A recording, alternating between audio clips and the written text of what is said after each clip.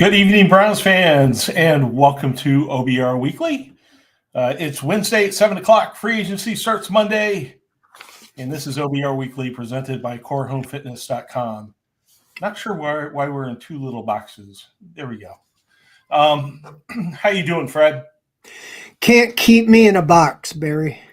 Well, that's good. Doing good. Kind of recharged a little bit after spending a week in beautiful Indianapolis, and kind of that's a little different change of pace. All day, hot and heavy. It just seems like so much going on. You're kind of like trying to get a drink out of a fire hose. Yeah, they have like 8 podiums set up simultaneously, right? And you guys have to figure out which ones to go to. And well, they have 8 podiums, but they call them tables, but they have guys standing behind tables like 1, 2, 3, 4 on each side. So there's really about 16 interviews going on at the same time. Man, that's a lot. They put, like, say, the top 3 quarterbacks at the same time, or, so it is kind of a fire drill. And because they don't do it so they can do these mass things at the same time, they used to do it like theater, they had seating, right? And you sat. Now it's just crowd and every man like a big scrum. The podium's up and you're down below, so it's like you're worshiping the king up there. But if you're not in the first 10 rows, you're blocked out with all the cell phones and everything being held up, and you can't hear the question. Even if you get the answer, you don't know if they're talking about the Browns or what they're doing. So, right. Yeah, it's kind of a crazy deal. So you got to throw some elbows in there, is what you're saying, to get yourself in the front. What you need is like the little desk where they have for, the national, but then they also have for, a local ESPN radio state. They get the one-on-one. If they can get whoever they can get into there, you can hear them and you can talk to them or whatever. Right. Well, our guys forced their way into the scrum. They came back with a lot of good info that you can find on the OBR.com. Before we get into it, as always, the usual disclaimer. This show depends on your comments and questions because, as stated in the chat room, I can't plan my way out of a paper bag. So we really rely on you guys to drive the show. We want to know what you want to talk about. So I've clicked a couple in the Twitch chat room, and I'm hoping that the YouTube chat room hits us up as well. And we welcome your comments and questions. But in the meantime, let's talk about some of the news of the week, Fred. Starting off with this one, Joel Bitonio is back. The Browns today posted on social media that he will return for his 12th season. So good news for the Browns, who could use some good news these days.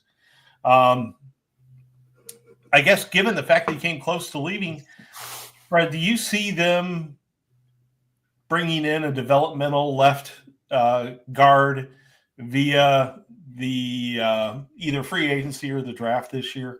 You think it's a priority for him? Well, I think it's where they think Zach Zenner fits in. You draft him in the 3rd round last year. He's got to be, the answer at guard, or you're admitting a major failure. I don't know if they feel he's more of a left guard, right guard, center, but I see him drafting another offensive lineman. I don't see a high dollar guard. In fact, I don't see the offensive line as a top priority like a lot of people do because of this. Bitonio indicated he was excited about the going back to the wide zone. Jack Conklin said he'd be back, meaning Bitonio, the day the season was over.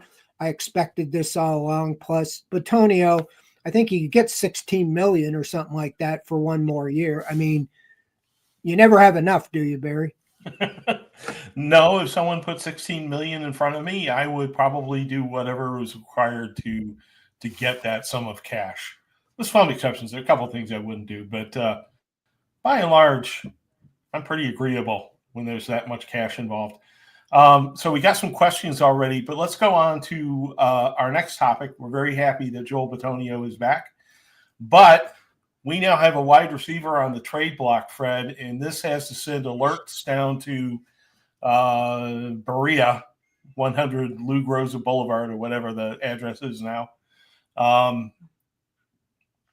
because this is what Andrew Berry specializes in, is going after disgruntled wide receivers. And this is a very interesting one. At 27 years old, 6'4", almost went for 1,000 yards last year, just under 1,000 yards. But I mean, he's fast. I mean, he ran a 4.33 at the combine, Fred. Is this the type of thing that you would expect Andrew Berry to jump all over? Yeah, these type of things are up his wheelhouse. I mean, last year, I'm doing that 6 steps thing. And last year, I remember getting preempted because he traded for Jerry Jeudy, who I had as one of my steps, as one of the 3 guys to trade for. But he did it before I even posted it. And that's what you got to not worry about. That'd be a good thing. But you can preemptive make trades ahead of time. So whether it's Metcalf, whether it's Cooper Kupp, I mean, these type of guys, these are what he has done his best at. I mean, Amari Cooper, Elijah Moore, Jerry Jeudy, getting wide receivers that are already under contract and just being willing to pay or restructure their contract. And, so I don't know, until you got the quarterback situation settled, how excited, a guy would be. But that's how you get them, is in a trade, not free agency, because they can pick where they want to go. Right. Apparently the Seahawks want, first round pick or something like that. Obviously the Browns would not give up number 2 for a wide receiver who wants a big contract extension. They'd love to get talent on that 4-year rookie contract. But it's got to be tempting for him. Now the downsides are that Metcalf wants a big contract extension. He's finishing out an already pretty lucrative deal, but he wants more. And he also, Fred, tends to do some knuckleheaded type things on the playing field. He's got a lot of penalties, some of them after the whistle.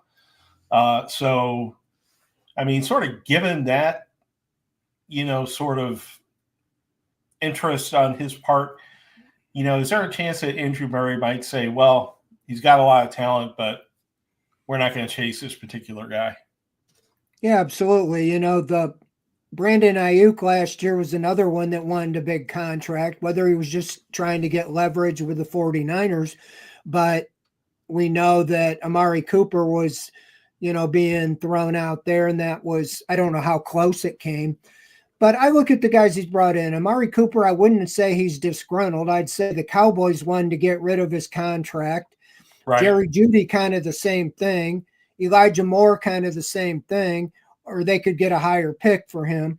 But that's, it's got to be a fit. And a disgruntled guy isn't necessarily going to be your best bet in a team like the Browns right now when they're trying to get back to respectability. Right. I would say looking around guys under contract, like a Cooper Kupp or somebody that is a great leader, and a team's trying to get out from under their contract. Right. So very interesting situation there with Metcalf. We have some scoop on it. I think it's already in ATI, but it'll come out in an article tomorrow from Lane Atkins about the level of Browns' interest. So stay tuned for that. Item number 3, I titled this "Obvious Visits Are Obvious." The Browns are bringing in the top 4 perceived draft picks: Cam Ward, Abdul Carter, Shadur Sanders, Travis Hunter. Now, Shedeur has been getting a lot of negative buzz these days. Supposedly, he didn't interview well at the combine. Travis Hunter just seems like very interesting player, but kind of a luxury for a team that needs a quarterback to go for a guy who wants to play both ways. I guess my question to you, Fred, is do you think they're serious about the Colorado players, or is this kind of a show for other teams who might be interested in Sanders and Hunter? Well, as I wrote, if they keep their pick, which we don't know that they wouldn't, I fully expect them to take one of the four players, one of the Colorado guys, or Abdul Carter or Cam Ward. It just depends on your number two who's available. But yeah, I think this is not a big surprise that they came in for a visit. Everybody comes in for a visit. Even I wouldn't be surprised if a guy like Ashton Genty or a position that they wouldn't draft, number two, is brought in because they want to get to know him for future free agencies and stuff like that. But it really comes down to what do they think of Sanders versus Ward? Is it Ward and then a big gap, or is it either one of them they'd be fine with? Right. And a lot of this stuff about interviewing bad, had his hat on backwards or sideways during the podium, is that just, if these guys can play, they're going to take them if they think they're the franchise quarterback. If they don't, then they would take somebody else. I would think that it would be Ward or Carter would be if I was nailed down to two guys, it would be one or the other if they had to make a pick. If Ward's taken, it'd be Carter. Right. Exactly. If Carter goes first, I think it'd be Ward. That's just me.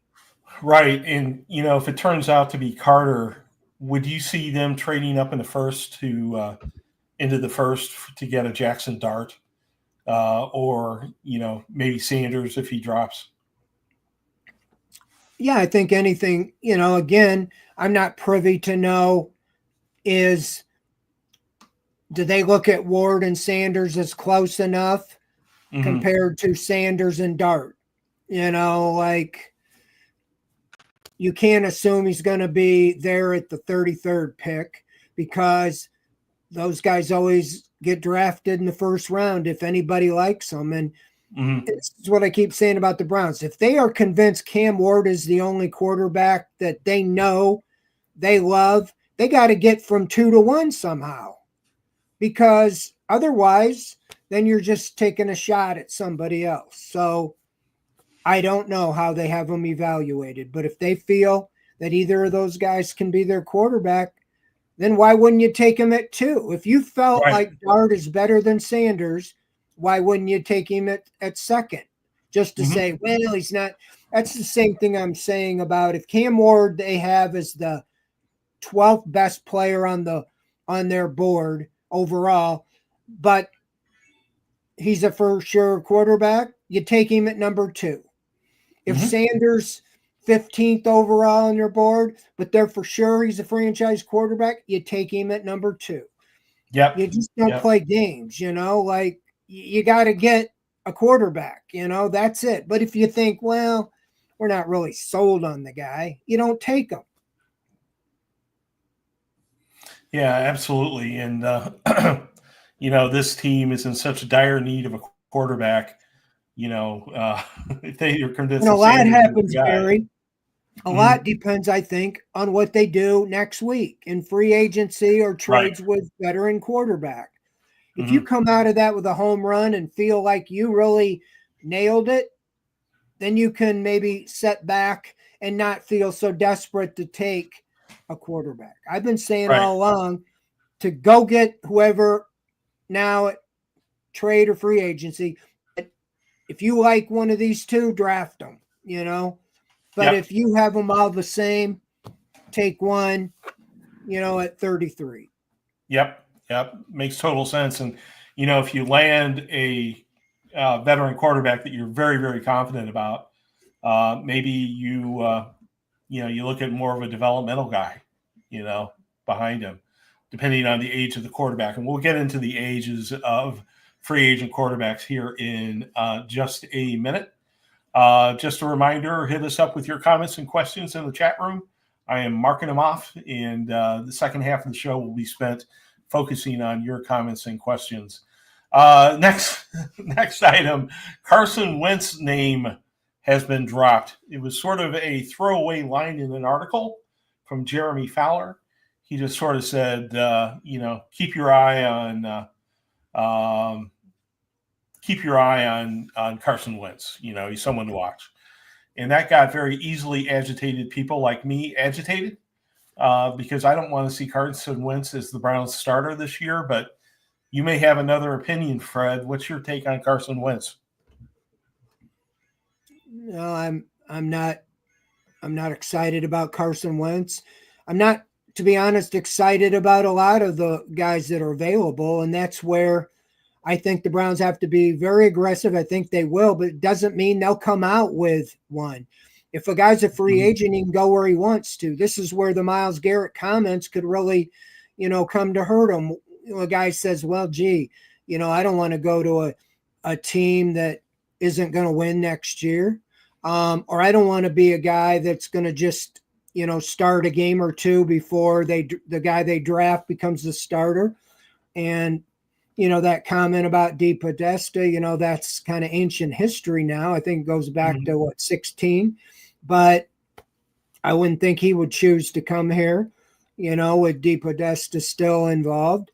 So, yeah, there's not too many names I'd be excited about. That's where, in my projection, I'm just putting what I think would be the best to help them win immediately, not a journeyman backup. Right. And I just, given Wentz's history, he's not the top backup in the league, but he's considered pretty respectable in, I think ESPN or PFF or one of those did a rating of all the backup quarterbacks, and he came in like 7th, right?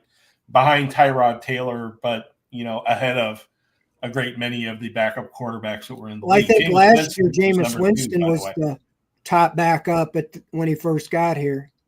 Yeah, kind of like exactly. 33rd quarter, Exactly. No. And Wentz was, well below that. I just think that Browns fans would be they'd have a hard time talking themselves into this one. If Carson Wentz is your quarterback, Fred, and let's say he starts all year, do you think the Browns could run to the playoffs with the Carson Wentz at quarterback? Well, the path would be the defense back top 5 again, and, a lot of turnovers, a lot of, havoc on the defense, and the offense just not screwing things up. That's right. If you played back the tape last year with me, I kept saying the whole offseason, Deshaun Watson just had to be average. He just couldn't screw up, and they could make the playoffs. Right. But for them to win the Super Bowl, he'd have to get to elite at some point. He never got to average. He was horrible in those 7 games, and it ruined the season. The season was over by the time he got hurt. We all know that. Coaches are the only one, Kevin Stefanski refused to admit it when he kept playing him every week. So, yeah, I just think you get a veteran who doesn't ruin the game for you. I mean, it's a big if, but Jameis Winston doesn't throw all those pick 6. They would have won 2 or 3 other games. They put up enough points to beat the Broncos. They put up enough points in several of those games. But you got to have somebody that can win you a game, but manage a game. Almost like what Joe Flacco did in his stretch run with the Browns. Right. Yeah, and Flacco, despite his reputation for throwing a lot of picks, didn't throw a lot of picks during that 6-game stretch, and the Browns obviously did extremely well when he was quarterback because he wasn't making the sort of mistakes that you saw in that playoff game. Well, until the playoffs. Bad memory. 2 pick 6s in the playoff game. Yeah, That I remember that. Let's talk a little bit more about those free agent quarterbacks. According to Jack Duffin article that he did on February 16th, he listed what he considered to be the free agent quarterbacks of interest. And you have a wide age gap here, Fred. You've got Justin Fields at less than 26 years old, and you've got, Russell Wilson at 36, right? Considering these are free agents, wouldn't you think that only maybe a Russell Wilson, maybe a Jacoby Brissett is interested in coming here and being a bridge quarterback? Yeah, I would think so. And that's where I say, this time last year, nobody was talking about Sam Darnold. He's going to be a free agent, but the Vikings are putting out that they hope to come to agreement with him. If you choose to go after him, you're going to make a commitment to him with money, and then you probably wouldn't draft one. About anybody else, I would draft Ward, like I've said earlier, Ward or Sanders, whoever, or Dart, whoever you think is the quarterback at the top of the draft. But I don't understand the Steelers, everybody wants to run away from Wilson, so that kind of makes me gun shy when everybody's trying to run away from him every year. I like Fields, but it doesn't make sense to go to that style of offense if you're trying to get back to more of what you did the first 4 years. That's where Jacoby Brissett could be a bridge again. Again, it depends on what you want to pay him. I don't, to me, Daniel Jones or Fields, have some mobility and so forth. On that list, Sam Darnold's probably the most interesting to me, but are you going to get the 2024 Sam Darnold or the previous? Right. Yeah. They'd have to be awful confident to meet his financial demands, or what we perceive to be his financial demands. And he would have to be pretty confident in the Cleveland Browns and his ability to play for a couple of years. If they take a Cam Ward or something like that, things get a little bit questionable, I don't know if they would. Number 2 spot. That's the only guy on that list. I don't think they would necessarily use the 2 pick at quarterback. But right.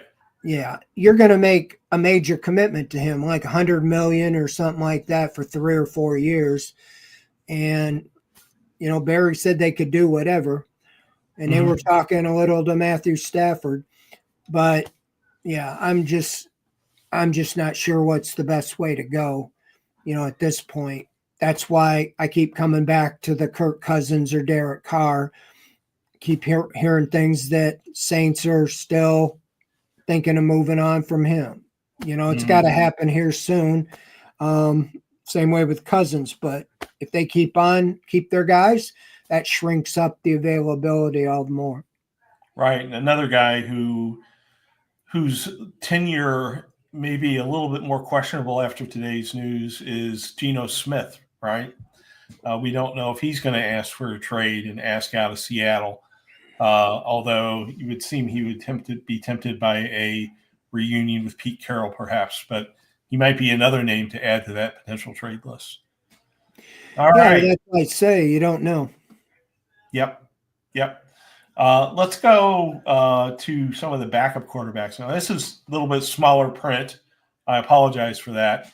You've got Carson Wentz up there at 32 years of age. These are guys who are available less expensively.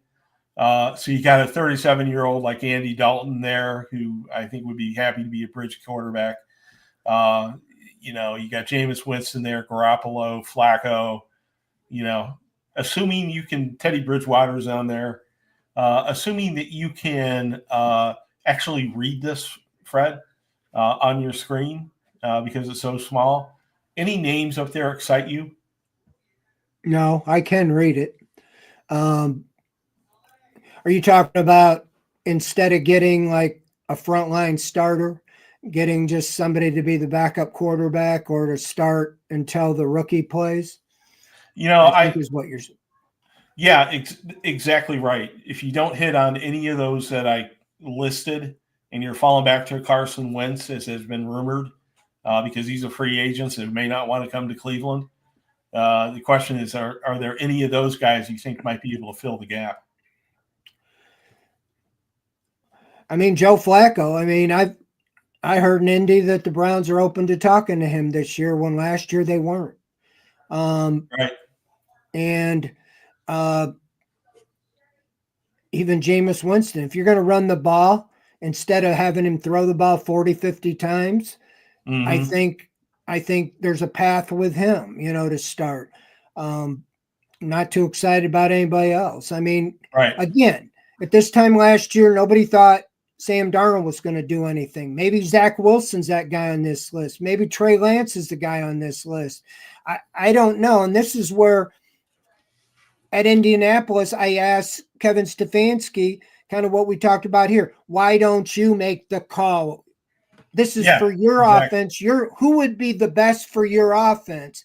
Now, whether he just doesn't want to say it publicly, I don't understand why that's a difficult question. I know Right. Andrew Berry has the final say, but he should have like 80 to 90% of the say outside of the money stuff. I expect Right. Berry in them, but anyway, so on this, I still think, yeah, you got to go all in on that first list you showed, but it dries up. If all of it dries up and you can't get any of them, you got to do what you got to do. On this list, I'd almost Joe Flacco or Jameis Winston or heaven forbid Mac Jones. I don't know.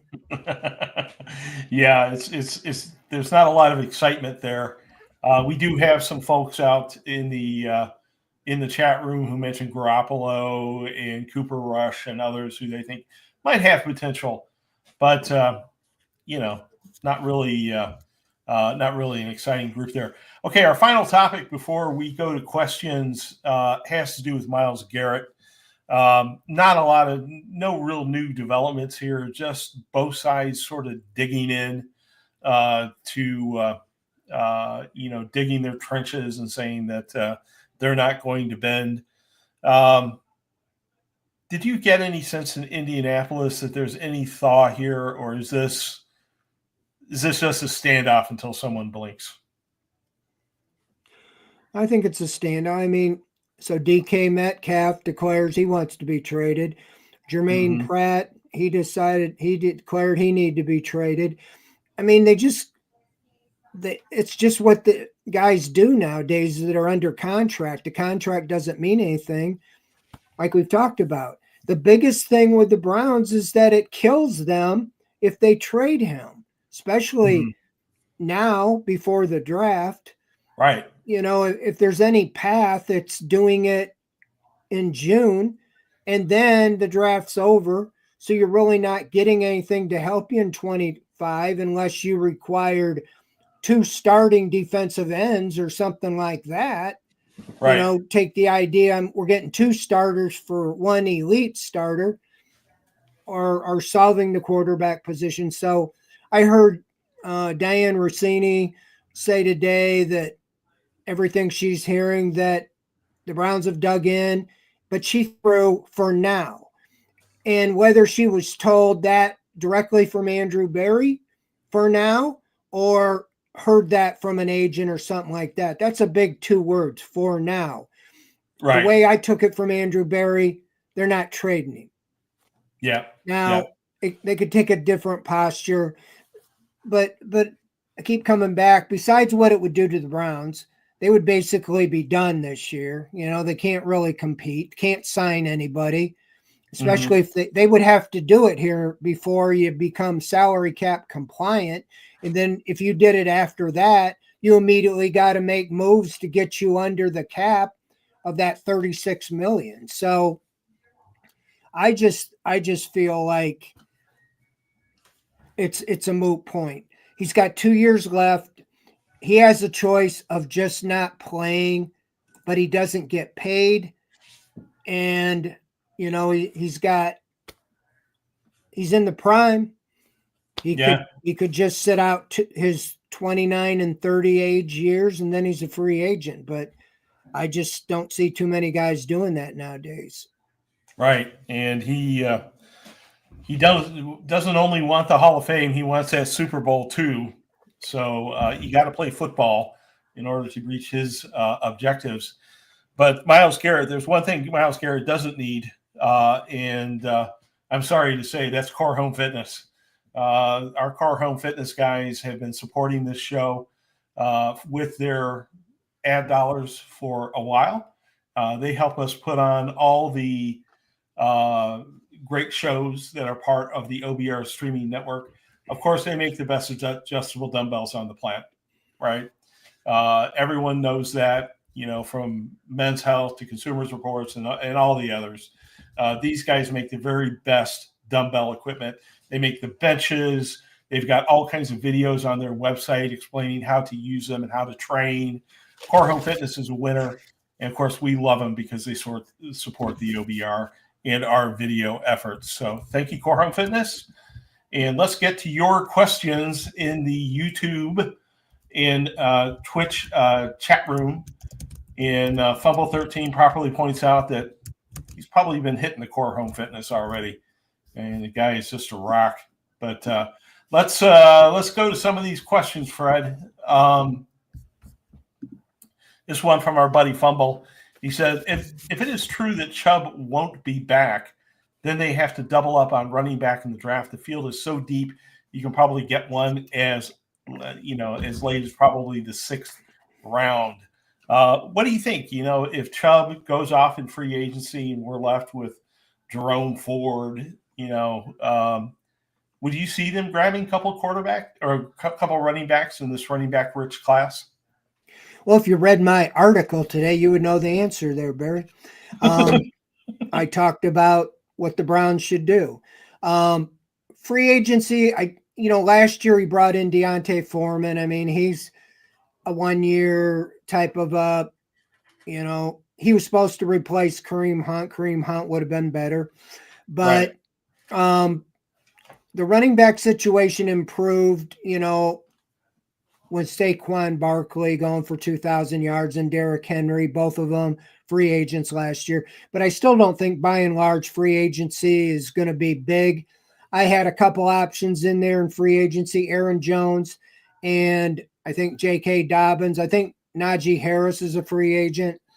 But I think the draft is where you get your running back this year. It's one of the deepest areas.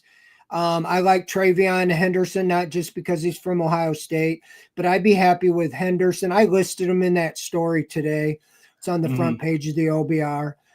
Henderson, Judkins, Allen, Johnson, Scattaboo. There's like 7, 8, 9 of them that I think would be good. And I think you could get in the 3rd, 4th, 5th round even.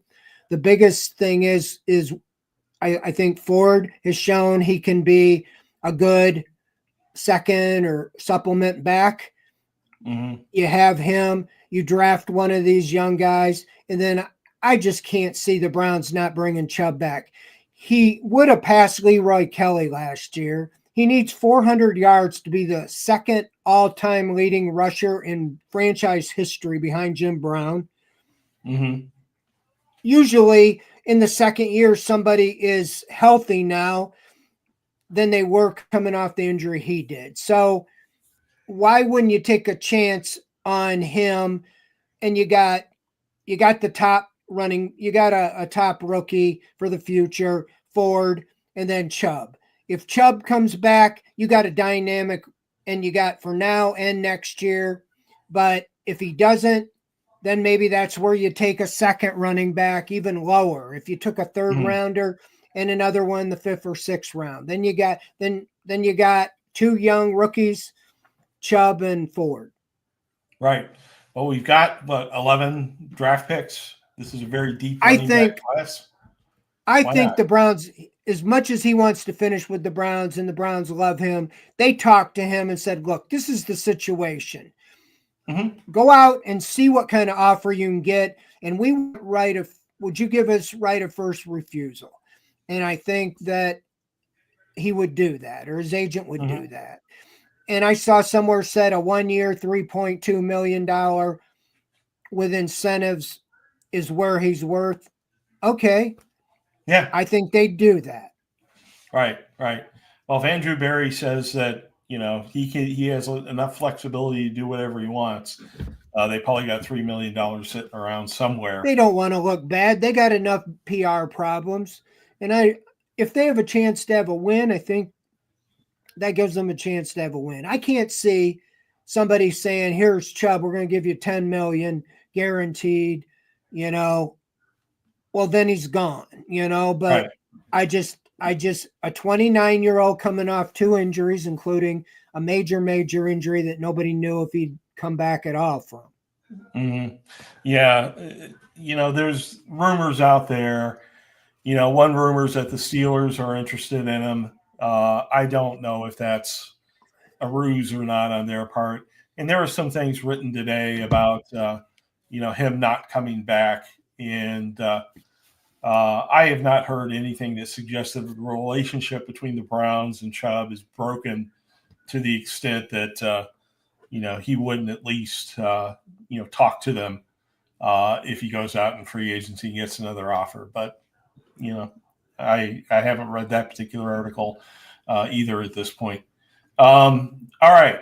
So let's go to a similar question from Teddy. And he says, is there any chance that the Browns draft 2 quarterbacks?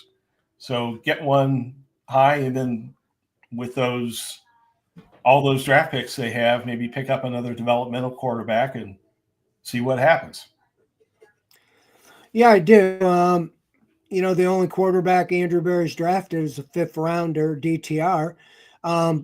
Think back of that year, Washington took RG3, I think 2nd overall, and they took Kirk Cousins in the 4th round, who's played like 14, 15 years, it's Kirk Cousins. So if you take one at 2, I don't think you're going to take one much quicker, but it could be one of those guys down the road that, if they're available, like Howard or McCord or Shaw, or who knows, some of those guys that, if they feel like there's some upside there. I know Shaw's like the oldest guy in the draft. He's like Brandon Whedon Jr. He's like 26, but he was rated pretty high. So yeah, I don't know. I think the big one is you want to be right.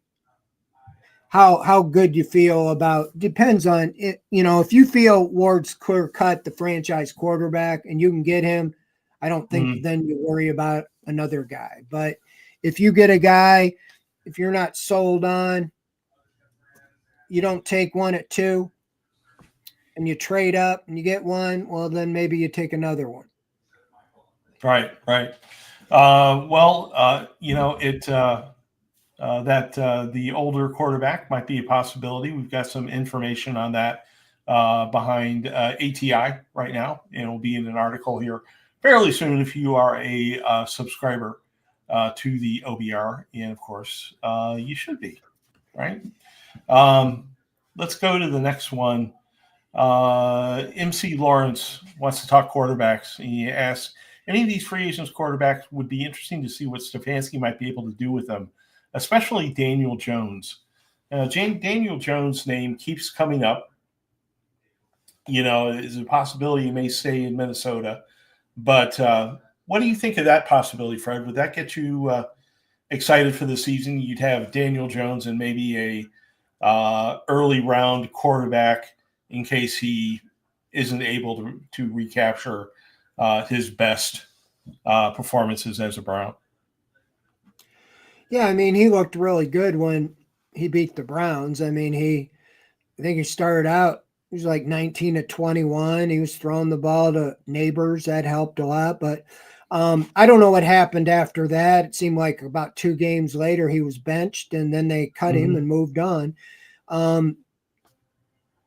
If Stefanski sees something in him and says, I can really work with this guy and fits into what I say, that's what it comes back to. I can't get excited about anybody. I mean, even if you got the guys that I said, the Derek Carrs or Kirk Cousins. It might be the best of the situation, but I don't think it's like, man, there's a reason they're available. Right. They're old or there's a flaw in their game or whatever it may be. Yeah. Well, that makes total sense. Cleveland Browns fans and even us in the media are a little bit like, someone who's had a chair broken over his head about 20 different times. You see somebody reach for a chair again, you start going like this, and the same is true with retread quarterbacks. We see a Carson Wentz come in, we're just going to assume that this is another Trent Dilfer or another Jeff Garcia or whatever. I don't know. There's a reason they've had 40 quarterbacks since we've been doing this in 99. It's unbelievable. It's not easy to find them. I mean, pure luck should have said more than one. The only one in that whole group that went on somewhere else and did well was Baker Mayfield. That's it. Right. Yeah, that's kind of painful too. I've seen him in some top 10 quarterback lists recently, and don't like seeing that. Let's see here. More questions. Sancho Bermuda has an idea. He says, what about building a powerhouse defense and a road-grading run game, and then bring in Justin Fields as an option mobile quarterback? So again, focus on the run game, focus on the defense, and hope that Justin Fields finds it in Cleveland.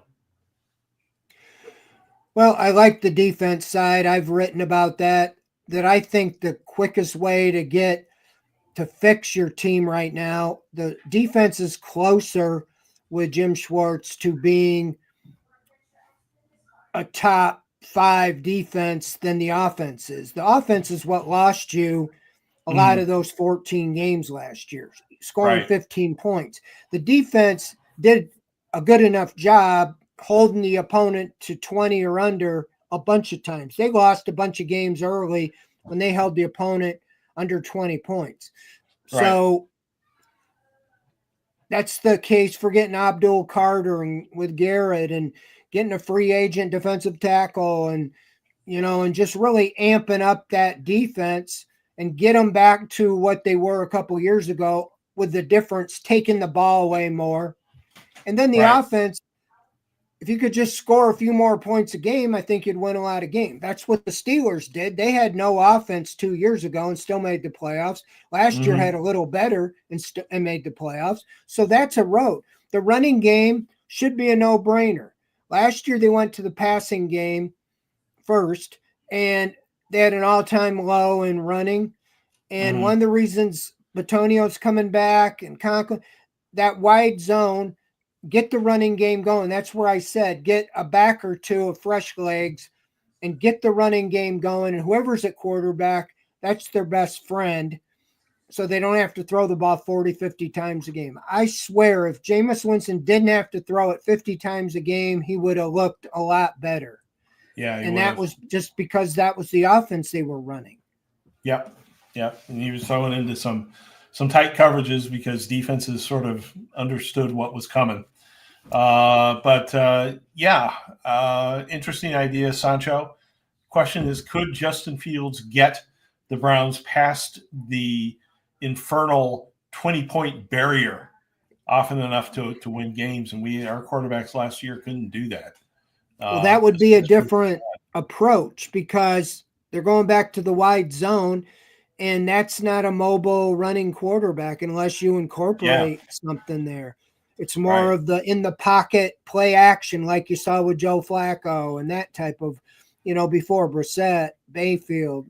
So if they want to stay with that mobile, that could trigger that they're interested in Jalen Milroe. Yeah, absolutely. And Milroe, this offseason, every offseason is so weird. I mean, a month ago, I was seeing Jalen Milroe mocked at the number 2 spot to the Cleveland Browns, repeatedly, and now Milroe's down in the 3rd round or whatever. And, second round or whatever, and Shedeur Sanders is falling now, and I don't know. I mean, we were talking about DK Metcalf earlier, and DK Metcalf was drafted low because people before that draft said he couldn't run routes, right? I mean, it's just crazy talk at this point. Well, it is. It's separating out the smoke. And, come back to this. What would be in the best interest of a team to put out stuff like, we don't like the guy's interviews. It's either you're trying to get somebody to not take the guy that you want, or you're trying to move somebody else into there is no motivation for somebody to downplay a player. Mm-hmm. The agents want to increase them. Everybody has their own agenda. So you just have to, it comes down to, what does the team really think? What do they think? They're not going to go, you're right. That guy don't like him, so we're not going to take him now because they said they didn't like him. They don't care. Yeah. It's crazy. I think you're right. It's a question of what's your motivation for ripping Shedeur Sanders, right? Are all teams, is it coming from the Jets or the Saints or the Giants to try to get the Browns and the Titans to pass on them so they can take them? Browns can't listen to that. Browns just need to go with their tape and their scouts and their impressions from their interviews, and they're bringing them in for a day. And we'll see. They're bringing in, all four of those players, and be interesting to see. I've heard, this is for ATI, but there's a discussion in Ask the Insiders about some of the things teams do when they've got like four alpha dogs like that, in camp the same day. At any rate, you're getting challenged a little bit, Fred. Chat username says, our O-line stinks. Fred, why do you think we don't need an overhaul? So he's not a fan of the offensive line, but you see maybe better things in store for this group of players in 2025. I think because they're excited about the new, going back to these guys were brought in to run that wide zone scheme. Last year, They asked them to do something completely different. The day they exited, Jack Conklin said, we're going back to that. That's what we should do. We shouldn't put our offense around one individual, Watson. And a lot of the players agree with that. Same way with Teller played his best ball in the wide zone. Bitonio. These guys all ranked pretty good. Now, Posick, maybe they'll move on from him, save some money, get another free agent at center, or maybe they'll think Whippler can step up there. But but left tackle, that they still have to, but I think they're planning on going in the season with DeJuan Jones. I think they will sign a veteran. I don't know if they're going to be a high dollar veteran, but you got to have some options. Right. I don't think this year they need an overhaul because they have so many other needs. And I don't have time to explain it all, but I think this might be, given where they're at on offense, about the best position group they have on offense, because they need more at wide receiver. They need more at quarterback, obviously, running back, even tight end to run this offense. But you can't do it all. You can't overhaul, with what they have this year. This might be the last year for Bitonio, Teller, all these guys, but I think it's a good group, especially going back to the wide zone. Why did they look better when you change quarterbacks? Absolutely. Well, chat username is not done. He also wants to know what we're doing for a kicker. So if you are in the market, are you in the market this year for a kicker if you're the Cleveland Browns, Fred? Again, they got so many things to deal with. You can't deal with them all. They have Hopkins under contract. I'm going to believe them that he's their kicker. They signed him the extension. I think they'll bring in somebody. They have another kicker under contract. right now. If he just continually whiffs, who knows? I mean, until they get in the Right. game, I thought Cade York was great until, he was in the game on the line. Mm-hmm.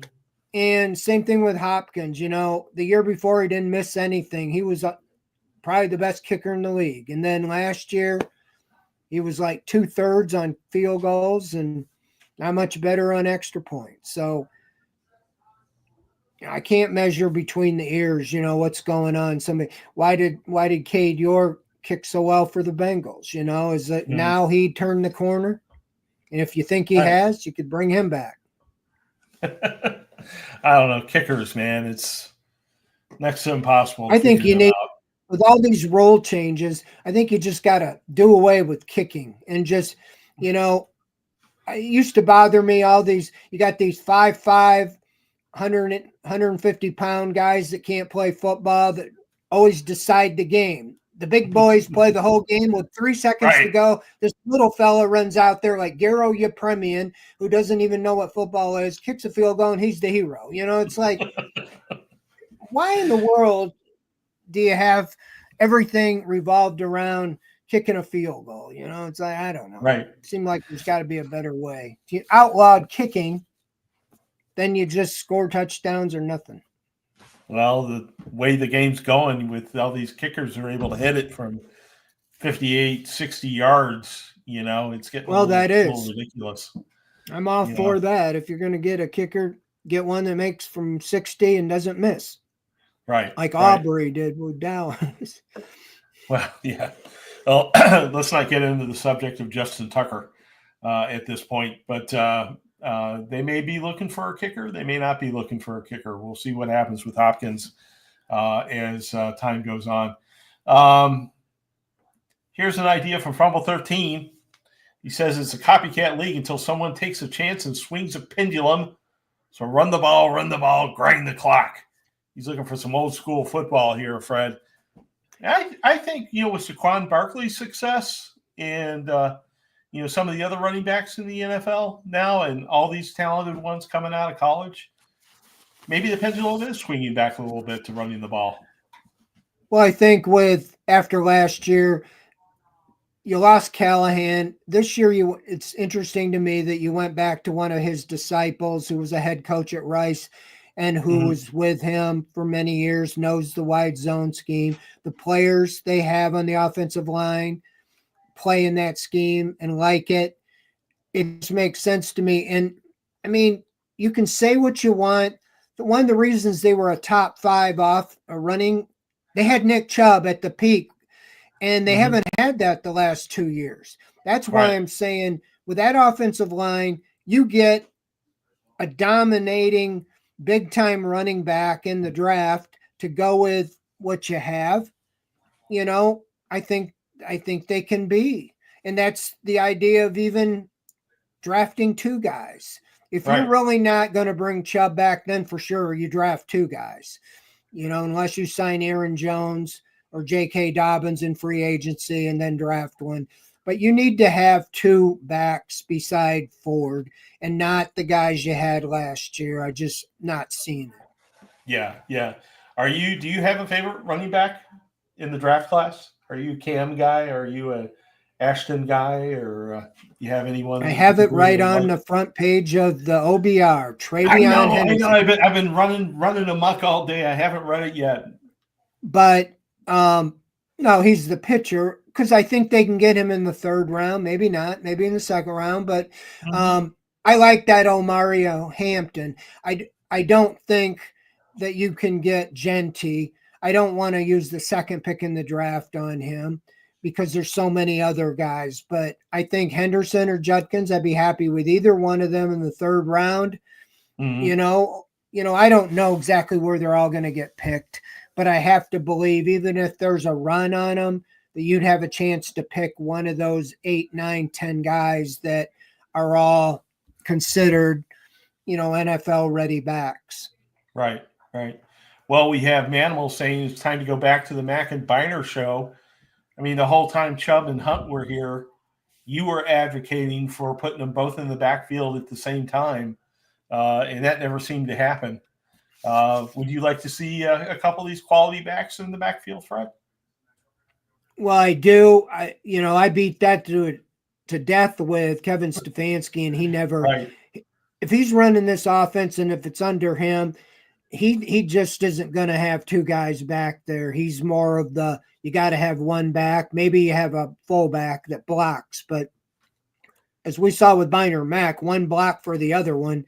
And I don't know why you couldn't get a big boy like Scattaboo and put him back there with a Henderson, or whatever. But most of these, even Ohio State didn't run Henderson and Judkins together. It was kind of like split. Right. One's in, one's out. Exactly. It was all about managing the number of carries they got because they had to play a 16-game season now in college if you're planning on winning the national championship. And, of course, it worked, in the Ohio State Buckeyes are national champions of college football. I just felt I need to bring that up. All right, Sancho comes back with a double tight end set. Sounds good. Come out 1 week in a goal line offense and run it 3 times. So we have some old school football going on in the chat room, Fred. But let's talk about tight end. There's a number of good tight ends available in this draft. But if you really want to get a great one, I think you're in day 2. If you're the Browns, how big a priority is that? Tight end? I think it's a big priority. I mean, I just think Njoku, is great, but he has, when he's hurt, they have nothing. I mean, really, Akins had a little better year, but he's just kind of a guy. And I think that you need to get that young guy, like Harrison Bryant didn't really turn out to what you thought. You were getting the Mackey Award winner in the 4th round. If you can get, one of these guys that has high upside in the 3rd or 4th round, there was, again, a lot of it seems like the draft has a lot of deep areas that the Browns need players. And I think they'll draft a tight end, and you would have them for 4 years, under contract at a low rate. So I do think they'll draft a tight end. Again, free agency, I'm not too excited about that. There's been a couple names that they might be able to trade for. I heard Mike Mayer after the emergence of Brock Bowers, stuff like that. Right. They can look that over, and those are ways you can acquire a guy without, necessarily getting into a bidding war in free agency. Well, a question from Teddy, and I wish we had an answer for you, Teddy. I don't know if you've heard about anything about this recently, but he asked if JOK has any chance of playing next year. And that is one of the biggest mysteries that I'm just assuming that he doesn't play, Fred, at this point, based on what we've heard from the team. What's your perspective on this? There was a little more information. I think Barry said, I can't remember exactly, but he's progressing, didn't really give much. I think the most telling, there was a video that JOK was involved in speaking at something, and he had on his outfit, his Ghana outfit. I didn't hear it, but he was moving around. It was good just to see him. I didn't even know, I don't really know. I am told he's walking around, he's doing, I think the biggest thing is football, can you tackle somebody, and, Brant Boyer was a good friend of mine. And at the end of his career with the Browns, he was told that, he had some situation in his neck and that he could, one tackle, he could be paralyzed, and he chose to not play anymore, so if you're in that type of a situation, I don't think you're going to want to play. I mean, right. I don't know. I mean, I really, and because they're so evasive about everything, it's, yeah, I would, and in these moves, they're going to have to address linebacker, even if they don't make it a priority, because you had a sideline to sideline player there. and there's a couple of them in the draft. They might take Right. a guy like that with one of their picks. Yep. Or they get somebody in free agency. But yeah, that could tell you what they think, because they're not really saying much, and they probably don't really know, to be honest. So many needs for this team. As Sancho again points out, Brand is special team coach for the 49ers. Good for him. He's doing well in his post-playing career as a special teams guy. We need to get him back in Cleveland so you guys can go hunting again, Fred. We need to get Brant Boyer Well, back. he wanted to come here bad when they hired Prefer, and then they hired Ventrone, so right. It is Maybe what someday. it is. Well, he's continuing to be successful and climbing up the ranks. So good for him. And maybe someday you guys can go out and hunt again. All right. Well, we are at 8:00, which is our stopping time. I think we got to most of the questions today, Fred. I think we did. We're able to get to most of those. So thank you, everyone, for your questions, your comments in the chat room. I'm feeding off them the entire time and love seeing what you guys say during the course of the show. And thank you for the compliments in the chat room, in the Twitch. I try not to bloviate. Yeah. We give it a shot, but I'm a bloviator, Fred. I'm sorry about that. Just the way it goes. But anyway, good night, folks. We will see you again next Wednesday on the first day of signing free agency here at OBR Weekly. We'll talk to you then. Next Monday.